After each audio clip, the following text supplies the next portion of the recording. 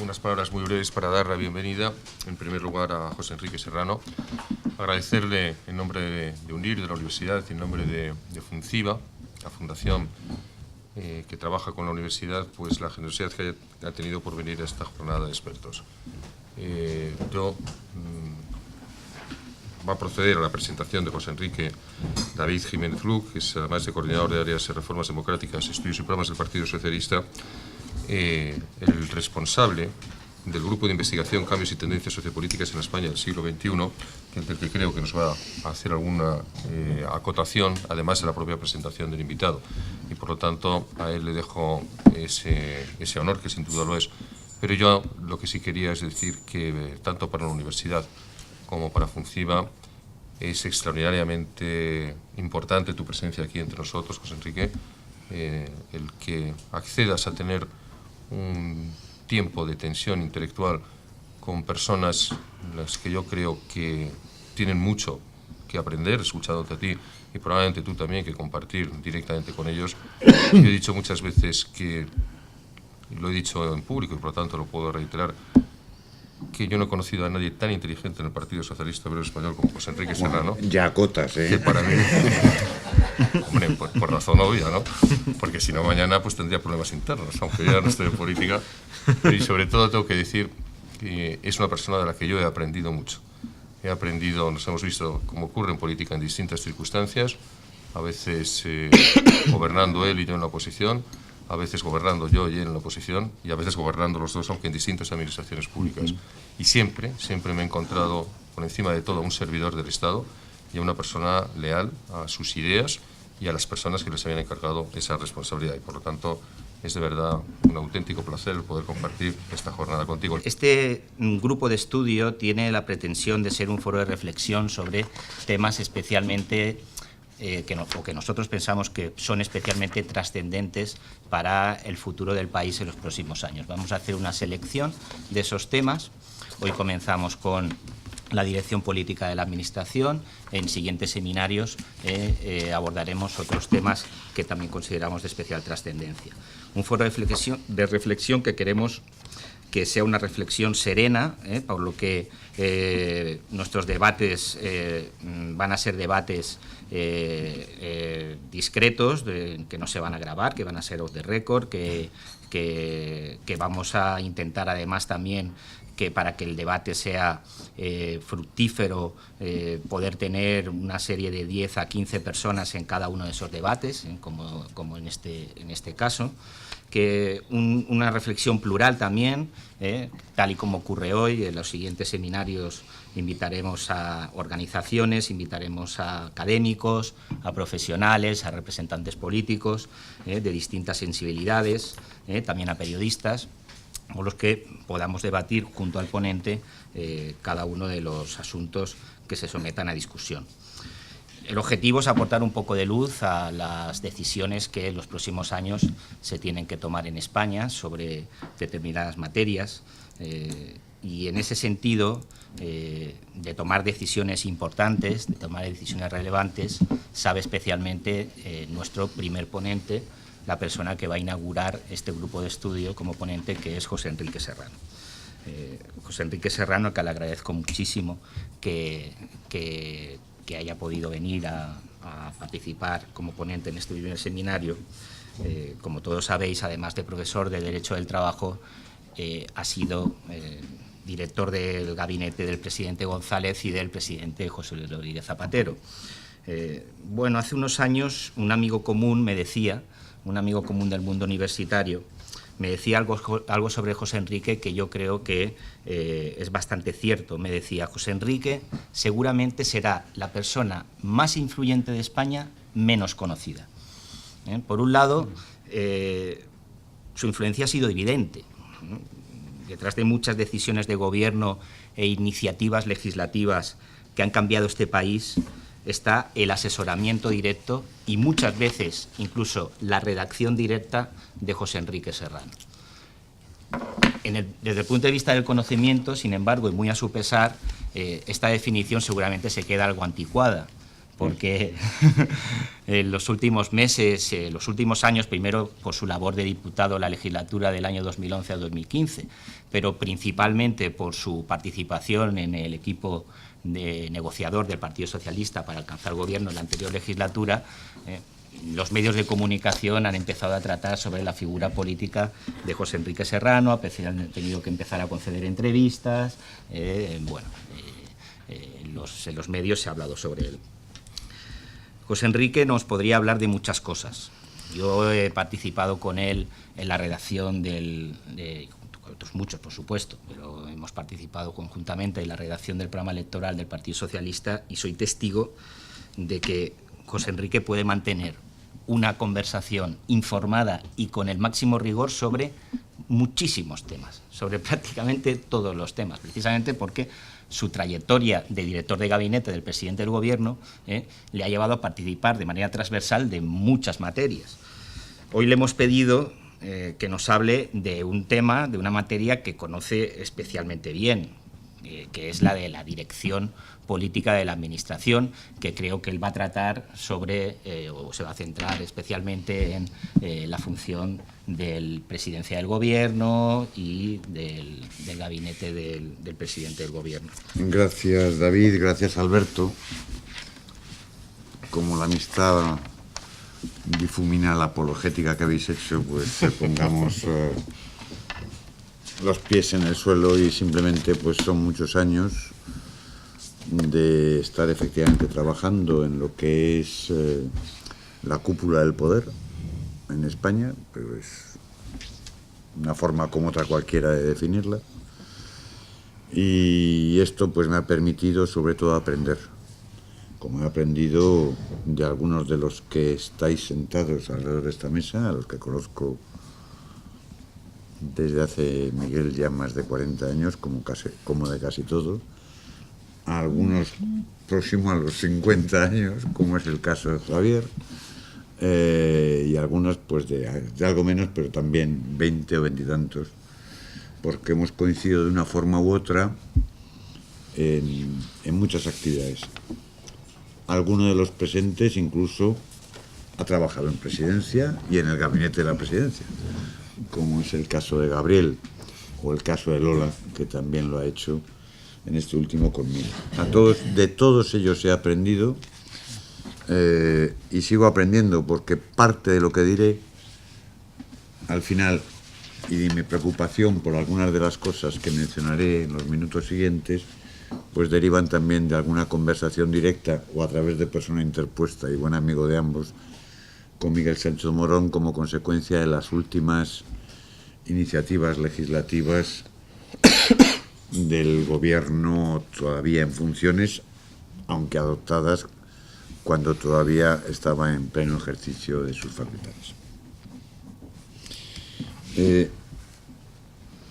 De los diferentes aspectos que podrían adoptarse para hablar efectivamente de la dirección política de la Administración, y desde las distintas ópticas que podrían utilizarse, jurídica, política, combinatoria de ambas, etcétera, he preferido centrarme, puesto que me decía David que era la primera intervención en torno a estos temas, he preferido centrarme en de arriba del todo, que es a la presidencia del Gobierno. No en vano, la Constitución, a la hora de definir las funciones y competencias del Gobierno, pues establece que el Gobierno dirige la Administración.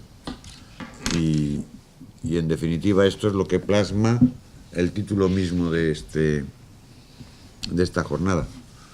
Es la política, es decir, el Gobierno dirigiendo la Administración. Y lo he hecho por dos razones. Uno, por comodidad, obviamente estoy hablando de mi propia biografía, pero también porque uno de los datos más sorprendentes cuando uno intenta reflexionar sobre lo que ha hecho, no solo él, en aquello en lo que ha participado a lo largo de los años, es que no hay estudios prácticamente sobre la presidencia del Gobierno. Ni siquiera sobre el presidente del Gobierno, más allá de los formales que analizan. Por cierto, vaya día para hablar de esto, que analizan cómo se procede a la investidura de un presidente del gobierno, o su cese vía moción de censura, etcétera. Pero sobre lo que es, lo que implica, lo que significa el presidente del gobierno y por extensión la presidencia del gobierno, no hay prácticamente material escrito. Hay algún libro de memorias, en concreto de presidentes, memorias de verdad solo hay uno, que fue Calvo Sotelo, porque no se puede calificar de memorias el libro que publicó hace un par de años Rodríguez Zapatero. Hay algún libro de memorias de vicepresidente o de ministros, esto ya es más común, y también hay alguno de quienes han participado o quienes han trabajado en la presidencia del gobierno, bien en el gabinete, bien en la Secretaría General de la Presidencia. Que yo recuerde, al menos los hay en relación con el periodo de Adolfo Suárez, con el periodo de Calvo Sotelo y con el de Felipe González, y creo que nada más. Y luego lo que sí hay es anecdotarios, desde alguno que su propio nombre indica el calado de la información que proporciona, tipo los presidentes en zapatillas o las comidas de Moncloa, la cocina de Moncloa. Y últimamente sí ha habido algún estudio raro de esto que podríamos llamar psicosociología, que ha hecho un profesor que se dedica pues a temas de liderazgo, etcétera, que vive fundamentalmente en París, y que estoy tratando de recordar cómo se llama.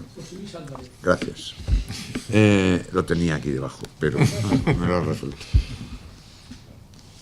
Entonces no hay material. Y sobre lo que es la presidencia del gobierno, si yo no recuerdo mal, hay 4 estudios publicados. Uno de ellos del fallecido amigo de Miguel y mío,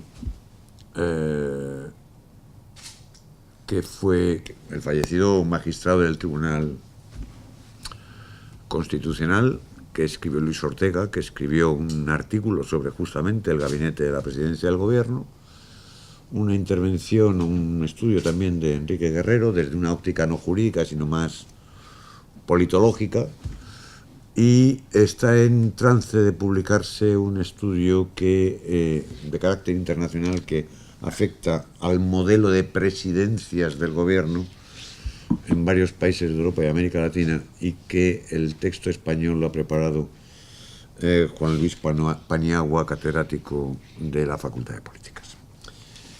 Por tanto, lo que estoy es incitando, sobre todo a aquellos que disfrutan de pluma fácil y que escriben y han escrito importantes estudios, no tanto sobre la presidencia, sino sobre el gobierno, como es el caso de Javier García Fernández, pues que se centren también en analizar esta figura y esta organización, es decir, el presidente y la presidencia, porque creo que tienen interés. Y ahora ya paso a lo que quería contarles, ¿no? Permítanme que lo haga con una broma. Eso no se puede hacer. La sorpresa, ya está la indignación, que posee repentinamente a quien está en los días en que oye esta frase, preparándose para acudir a realizar el debate de investidura, es espectacular que cuando está preparando sus nombramientos, el diseño de su gobierno o su discurso de investidura, alguien le diga eso no se puede hacer o eso no se puede decir. Realmente le desquicia, por decirlo de alguna forma un poco fuerte, ¿no? Normalmente esa expresión la pronuncia alguien con experiencia en la administración o en la política o en las dos cosas, un alto funcionario, y desde luego mi experiencia es que así comencé la relación con quien unas semanas después iba a ser presidente del gobierno y yo director de su gabinete. Eso no se puede hacer.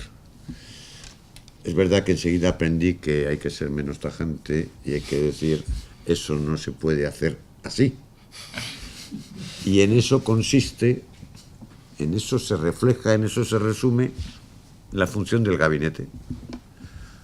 Hacer posible en lo que es el movimiento instintivo de quien acaba de adquirir la legitimidad democrática para el ejercicio del poder, pues no comprende que desde, como se suele decir, la burocracia se le pongan límites o restricciones a su capacidad de alterar la realidad. Me imagino que a un ministro también se lo habrá dicho su jefe de gabinete en algún momento. No, iba a decir, salvo que no se atreviese, que también ocurre, ¿eh? Bueno, por eso he comenzado así. Y es que el presidente del gobierno es gobierno en estado puro. O como tendré ocasión de decir al final de mi intervención, hasta octubre pasado no cabía duda, al menos a algunos, y entre ellos me cuento, de que el presidente del gobierno era un gobierno en estado puro. Quiero decir que el presidente no formaba parte de la administración y, de hecho, la legislación vigente todavía, aunque a punto de caducar, pues proporcionaba datos que ponían de relieve que el presidente efectivamente no formaba parte de la administración, ni tenía capacidad, ni estaba al frente de una organización administrativa como es un departamento ministerial, que eran los que constituían la Administración General del Estado. La Administración General del Estado se compone de departamentos ministeriales, a cuyo frente hay un ministro. Decía más o menos la LOFAGE, ni tampoco tenía, ni tiene, capacidades de dictar resoluciones con efectos directos sobre los ciudadanos. Carece de esa capacidad. No tiene atribución ninguna para hacerlo. Aunque sea verdad que la legislación le reconoce y atribuye directamente a él la posibilidad de dictar decretos sin necesidad de la deliberación y menos aún del acuerdo del Consejo de Ministros. Pero son decretos fundamentalmente estructurales del propio gobierno y, curiosa y específicamente, de la presidencia del gobierno. ¿Qué misiones tiene? Fundamentalmente 3, a mi juicio. El presidente: liderar el país, y eso significa diseñar la estrategia de acción del conjunto de los poderes del Estado. Segundo, establecer el programa político del gobierno y asegurar su aplicación y desarrollo. Y tercero, como decía con precisión de nuevo la Ley de Organización y Funcionamiento de la Administración, y reiteraba la Ley del Gobierno, coordinar la acción del gobierno sin perjuicio de las competencias que corresponden a cada ministro como titular de su departamento.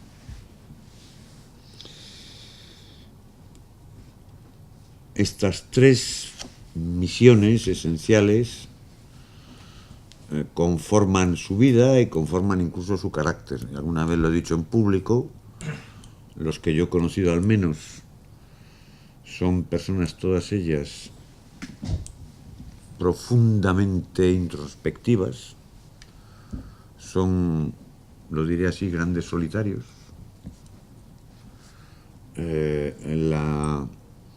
Iba a decir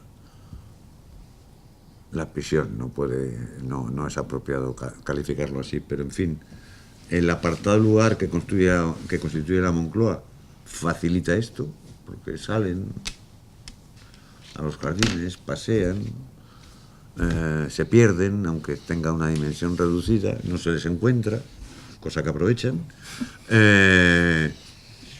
o como demuestra también el hecho de que normalmente nunca están en su despacho, sino en su casa. No están en el edificio del Consejo de Ministros, sino en Palacio. Entonces son solitarios, introspectivos, reflexionan, dudan, temen, porque no hay nadie detrás y los errores son exclusivos y requieren información, mucha información, muy diversa, de muy distinto origen, y también una cierta dosis de liderazgo, aunque en ocasiones la apariencia pública de su personalidad no parezca que se compagina bien con esta exigencia de liderazgo, pero son más apariencias que realidades, y no estoy haciendo una broma. Para llevar a cabo esas tareas cuenta fundamentalmente con la ayuda de algunos órganos, básicamente el gobierno, claro, es su instrumento de actuación, pero con una frase que me han oído y han usado en algunos foros.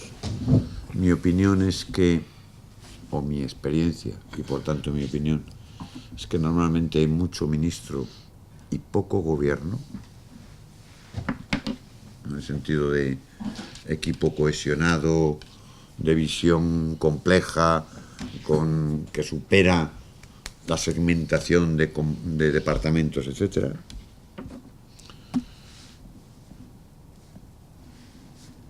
Ese déficit de gobierno no lo suplen, sino que en ocasiones incluso acrecientan los vicepresidentes, porque además siempre hay ministros que se escapan de la labor de coordinación de los vicepresidentes. Cuenta con el apoyo del portavoz, que curiosamente no forma parte del conglomerado presidencial.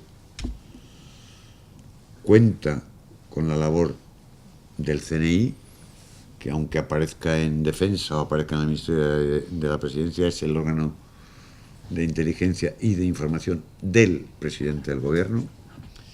Y cuenta con el gabinete de la presidencia y la Secretaría General de la Vicepresidencia, que son las desestructuras que se vienen manteniendo desde la época de Adolfo Suárez hasta acá con estabilidad absoluta, y que solamente se han visto interrumpidas o alteradas con la aparición, en términos de Guadiana, de la Oficina Económica del presidente, o de algunas, por ser suave, excentricidades. La mayor que yo haya conocido es integrar en la presidencia del gobierno el Consejo Superior de Deportes. Pero ha habido algunas otras que, insisto, responden a excentricidades. La presidencia ha tenido, como digo, una estructura bastante estable, pero con esta vocación por la norma que tenemos, hay 40 decretos que estructuran la presidencia del gobierno, 40. Quiero decir que si hacemos la cuenta sale a más de uno por año desde que el primer presidente del gobierno democrático comenzó su andadura. Y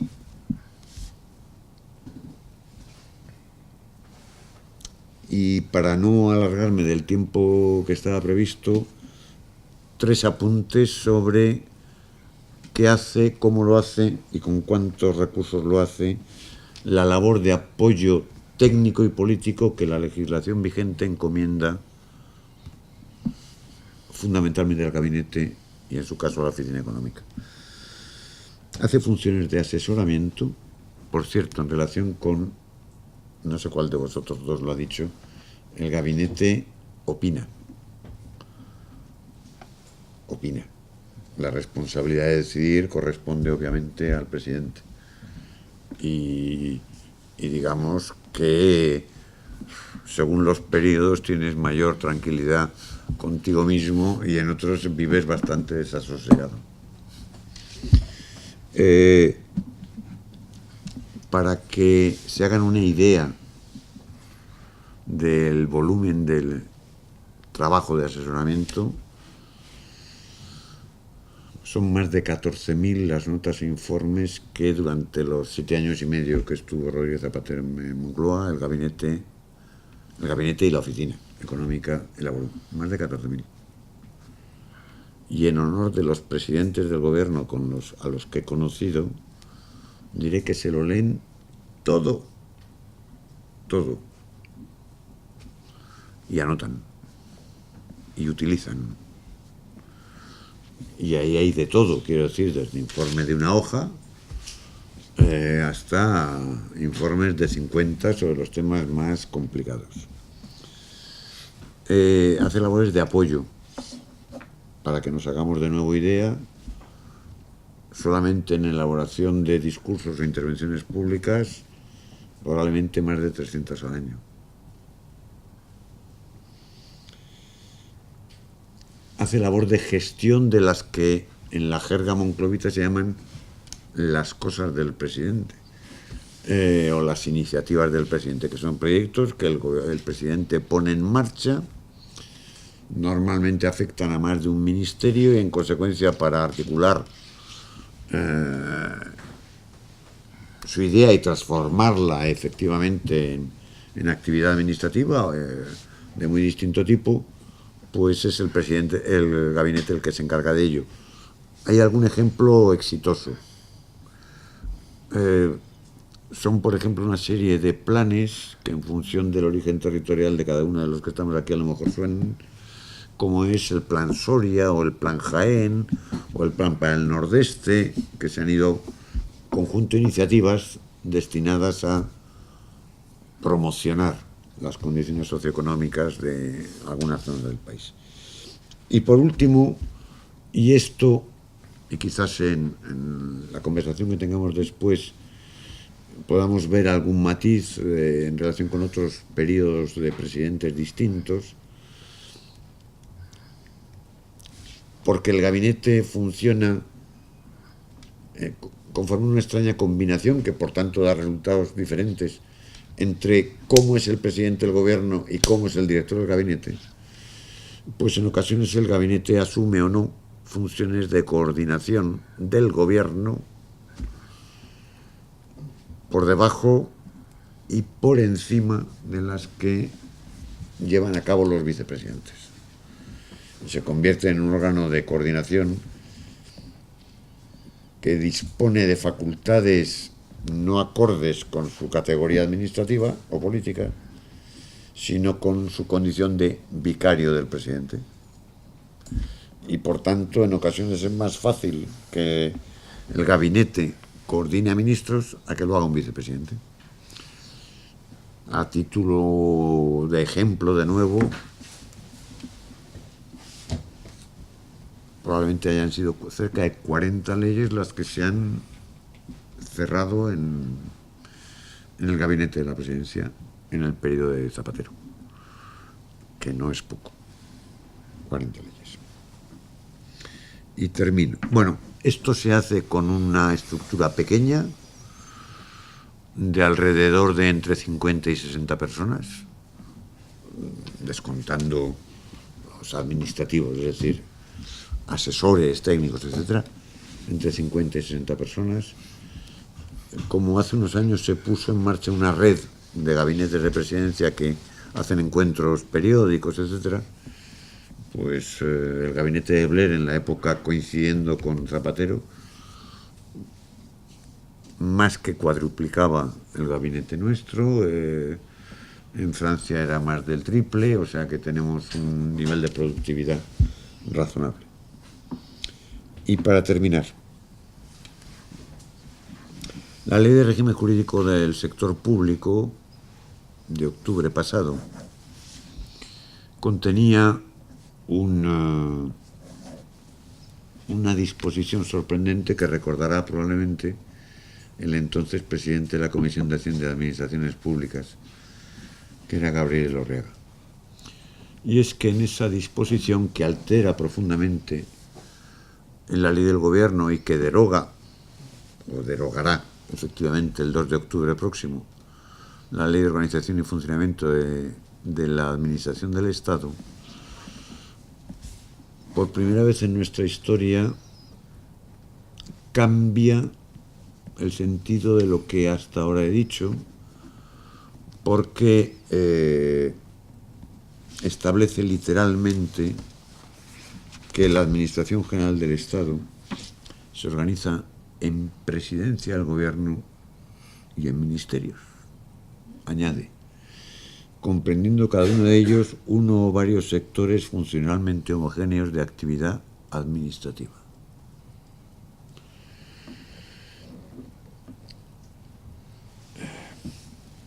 Yo no he sido capaz de saber el origen y la pretensión que se encierra tras este cambio. Porque claro, en presidencia del gobierno no hay actividad administrativa y por tanto no hay un sector homogéneo de actividad administrativa identificable. Pero esto da pie sin duda a entender que el presidente tiene un ministerio, por decirlo así, que es la presidencia del gobierno. Estoy jugando con los términos. Y si eso es así, habrá que empezar a darle vueltas a 2 o 3 temas que son capitales. Y los enuncio simplemente. 1. La presidencia del gobierno carece de presupuesto. Carece de presupuesto. El presupuesto para cubrir las necesidades de presidencia del gobierno está en el Ministerio de la Presidencia. Pues algún presupuesto habrá que darle. 2. El personal de la presidencia del gobierno, como quienes saben todos los que han trabajado en ella, escapa del régimen jurídico aplicable al conjunto de los departamentos ministeriales, sino que es todo personal eventual. Pues habrá dificultades para seguir manteniendo este criterio si empieza a ser administración. 3, en un problema que Javier García Fernández y yo mismo estamos tratando de despejar, y no es fácil, tenemos un problema con el archivo o los archivos de los presidentes del gobierno. Pequeño tema o enorme tema, según se quiera ver. 4.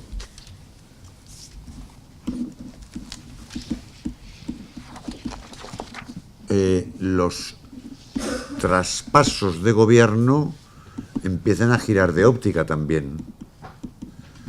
Hasta ahora el traspaso era un traspaso político donde efectivamente se proporcionaban recursos administrativos, pero era un traspaso político donde se centraba la atención en las políticas puestas en marcha. Y ha sido siempre un traspaso que se ha hecho en presidencia del gobierno, al margen de que en cada ministerio, en la bonita ceremonia de te entrego cartera, me llevo cartera, etcétera, etcétera, se haya atendido a los temas concretos. Y lo importante no es dar respuesta a esto, que también, sino 2 cosas. 1, ¿por qué se ha hecho esto? ¿Y para qué se ha hecho? Porque no es posible que sea un error, No. ¿Por qué se ha hecho y para qué se ha hecho? Porque al final significa burocratizar el reino puro de la política hasta ahora, que era el presidente. El único que no tenía la doble condición de político y de directivo de la administración.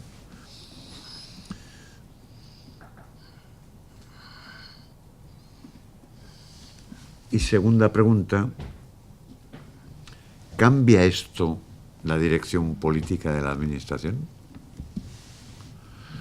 Porque, como todos sabemos, desde hace ya unos años se van adoptando decisiones destinadas a incrementar la profesionalización de la administración, cosa que se hizo exigiendo la condición de funcionario para desempeñar todos los puestos de trabajo, has incluido hasta el de subsecretario, de ahí para abajo, y también por la reducción de los puestos de libre designación. Y entonces, para hacer un toque más o menos, digamos, cultista, casi académico, y evidenciar que me he preparado esto, no sé si esto es una muestra más, aunque sea menor, de eso que la historiadora norteamericana Barbara Tuchman ha llamado la marcha de la locura, y que define como la tendencia de los gobiernos a adoptar o emprender políticas contrarias a sus propios intereses, y que le lleva a preguntarse por qué quienes ostentan altos cargos suelen contravenir el dictado de la razón y los intereses juiciosos. Pues como he sido alto cargo, algo así como 20 años en mi vida, tengo el juicio alterado, contradigo el dictado de la razón, comparto estas condiciones con quien ha sido no ya secretario de Estado, sino ministro, y como hemos contribuido al desastre de nuestros respectivos gobiernos, pues me inquieta que con pequeñas cosas como esta, aunque creo que el problema de las dos leyes que se aprueban en octubre es algo más que un problema de pequeñas cosas o pequeños detalles, pues estemos efectivamente emprendiendo una marcha hacia la locura.